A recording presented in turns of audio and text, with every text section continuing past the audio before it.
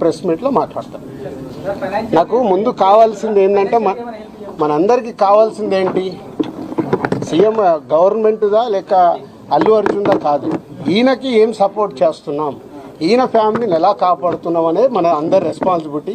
దాని మీద ఫోకస్ చేద్దాం. ఈ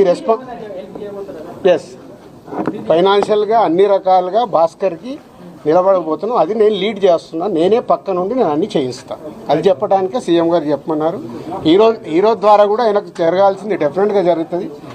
లాజికల్గా టెక్నికల్గా జరగాల్సిన అన్ని అయిపోయిన తర్వాత భాస్కర్కి అందరం పక్కన నిలబడి కాపాడుకునే బాధ్యత మాది.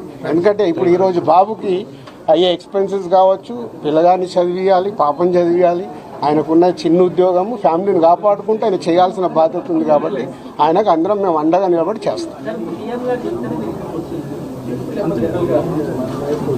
నా డ్యూటీ నేను చేస్తున్నాను. నీ డ్యూటీ నువ్వేం చేస్తున్నావు? నువ్వు నాకు క్వశ్చన్స్ చేస్తున్నావు. ఎఫ్డీసీ చైర్మన్గానే సీఎం గారు అక్కడి నుంచి చెప్పాల్సింది చెప్తున్నాను. నేను సీఎం గారు చెప్పిందే చెప్తున్నాను.